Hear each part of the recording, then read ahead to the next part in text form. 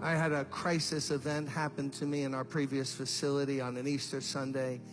When I preached for the third time that day, was bone tired. Bone tired. Poured out myself. The singers, choir had done a cantata, and people had come to Christ. And I prayed, and I got through with the meeting. The other building had a platform with no steps. So it was my habit to just sit like this and let my feet dangle down on the edge of the platform. And I was like, right, it was just about this same angle with the middle aisle. And I'm just saying, so tired. I remember taking my knot on my tie and loosening it and saying, you know what, I'm just gonna chill. And Carol was playing just like Jamal's playing now, exactly. People praying, workers, deacons helping. And I was tired. I want to go home. Hadn't eaten all day. And then I look, and around the 1, 2, 3, 4, 5th row, there's a guy in the aisle around level with the 5th row. He had a cap, filthy cap, but he had it in his hand. And he was staring at me and looking at me. And I could tell by his eyes, like he wanted to know, could he come up here and talk to me? And I just looked at him a little closer. Man, the guy was disheveled, filthy looking, matted hair, a mess. He looked in his 50s. He actually was 31. And I just looked at him. And I thought, because Everton, Tulia, they remember back in that building, we had a lot of people panhandling in the church. They would come in and ask for money, and we had procedures of what to do when people ask for money. So we don't want to build their habit and hand them money. They'll just go out and drink it. And I thought to myself, what a bummer, because I'm going to have to give money. I'm not even going to go through the procedures. I'm going to just give this guy some money. I had no wallet then. I had a money clip. So I waved him up, and he came. So I'm here. He got to about 5, 6 feet away from me. Whoa, whoa, whoa, whoa, whoa, whoa, whoa. Smell? No, a smell? You think you've smelled something? I'll match that smell with anything you've ever smelled in your life.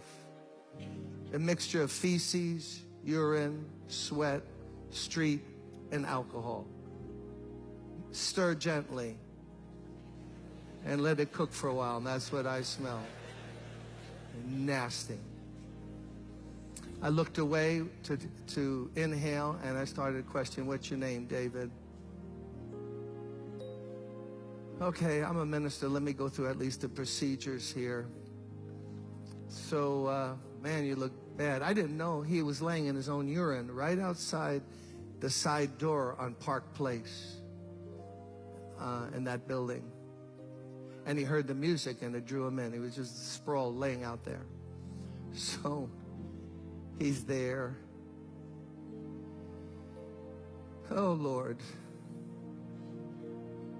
Where'd you sleep last night? Deserted truck. How come you're not in a shelter? Too dangerous. Almost got killed last one I was in. Okay.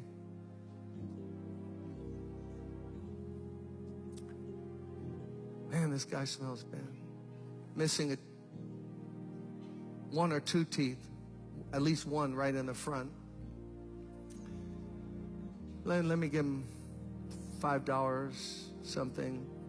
Not the way I wanted to end the day, but, you know, what can you do? Took out the money. I remember handing it. Pushed it down.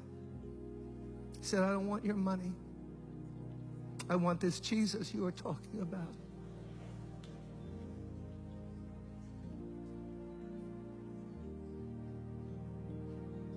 And at that moment, I forgot all about David, because I knew who was really in need of prayer. It was Jim Cymbala. It wasn't David. So I forgot him. I lifted my hands, like I'm going to ask you to do in a moment. And I just said, God, please forgive me. What have I become? What kind of cheap two-bit preacher have I become?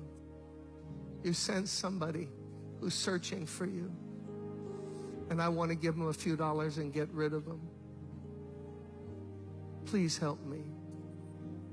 And God, that moment, baptized me with a love, with something, with grace. He saw how pitiful I was. And David knew it. And he drew close to me. And I started to cry. And he started to cry. And then he fell against me. And he put his head over here. And I put my arms around him. And he put his arms around me. And for a while, we just rocked back and forth. A preacher in need of God. A guy from the street in need of God. I'm not sure who was needier. Might have been me. You know what God spoke to me that moment? And this is not trendy at all. Those of you who want to go to like church growth institutes, this is not what this church is about. God spoke to me and said, you see that smell? If you don't love that smell, I can never use you. Because the whole world smells that way to me. All the stinking, filthy sin of mankind. I sent my son to die for that smell. So you're either going to embrace it and love people in my name, or I can't use you. I'll put you on the shelf. And if God is my witness, you can believe it or not, suddenly that smell became like the most beautiful lady's perfume you ever smelled in your life. It was just overwhelmed me. He was weeping, I was weeping. I led him to Christ. We prayed, we detoxed him for 4 or 5 days. Hired him on church staff, housekeeping. He spent Thanksgiving and Christmas at my house that year. My buddy got his teeth fixed, handsome guy. For that Christmas, all he had, he gave me a handkerchief. He wrapped it up in wrapping paper, gave me a white handkerchief. I kept it for years. It meant more to me than anything anyone could give me. You could have bought me a car. I would have said, keep your car. Give me that handkerchief. And what broke him and what broke me is God's love. Brothers and sisters, let's walk in love this year. Let's think about other people. Let's love other people. If they're different than us, think different than us, look different than us, smell different than us. I didn't grow up around that smell. I was blessed, fortunate, middle class, Polish, Ukrainian, middle class home. That wasn't my world. But it's God's world. And he wants to use all of us.